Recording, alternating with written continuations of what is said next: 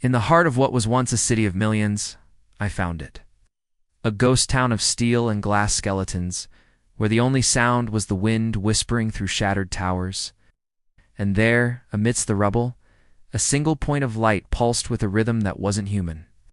An alien console, humming with a power that felt both ancient and terrifyingly new.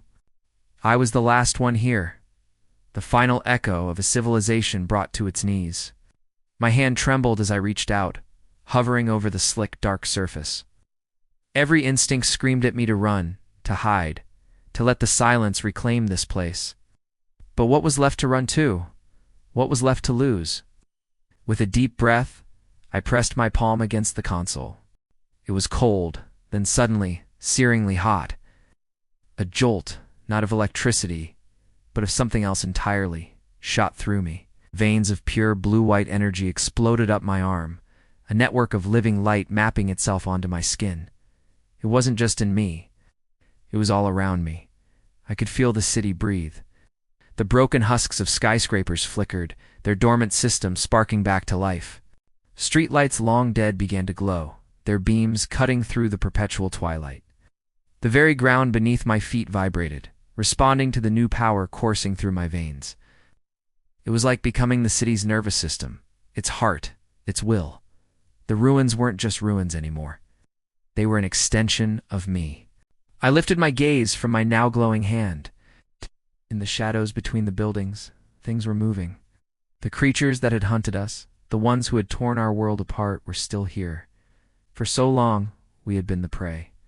We'd seen their shadowy forms only in flashes, heard their chittering whispers in the dark just before the end. They were masters of the darkness, figures of absolute terror. But now, as I looked at them, something had changed. I could see them clearly. Their bioluminescent eyes, usually narrowed with predatory focus, were now wide. And what I saw in those alien eyes was something I never thought I'd see from them. Fear. Raw, primal fear. As I took a step forward, the ground thrumming with my every move, they recoiled. They scrambled back, melting into the deeper darkness, away from the light that now radiated from me.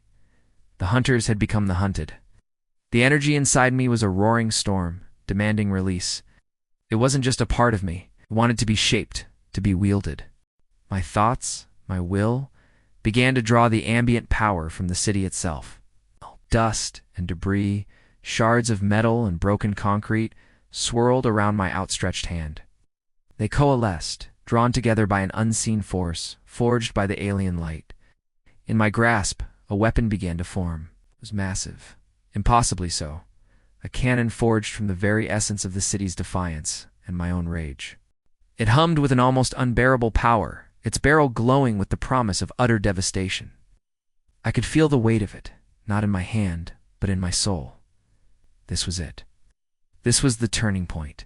This was more than revenge. It was reclamation. Holding this impossible weapon, I felt a strange sense of calm settle over the storm within me. The fear was gone, replaced by a cold, hard certainty. I wasn't just a survivor anymore. I was a weapon, a guardian. The city, our city, was breathing through me. I could feel their presence, the collective consciousness of the invaders, a network of fear and confusion spreading through the ruins. They knew they had made a fatal mistake. They had tried to extinguish humanity, but instead, they had just ignited its final, most brilliant flame. I looked up at the sky, at the dark, oppressive clouds they had brought with them, a permanent shroud over our world. This was where their ships lurked, where their power originated. That was the source. That was the target. With a surge of effort, I heaved the glowing weapon onto my shoulder. The light it cast pushed back the shadows for hundreds of feet, bathing me in a dramatic, cinematic glow. It was a beacon in the endless night. Every piece of reawakened technology in the city seemed to hum in unison, a chorus of support, a war drum for a one-man army. I could feel the energy building, drawn from the city's grid, from the alien console, from my own life force. The air crackled, ozone filling my lungs. This single shot would be everything. It would be for the cities they burned, for the people they took, for the silence they left behind. It was a message, sent from the last man standing, a declaration that even when pushed to the very brink of extinction, we would not go quietly into the dark. We would fight back. I planted my feet firmly on the broken pavement, the weight of worlds on my shoulders. This wasn't just about destroying them. It was about taking back the dawn.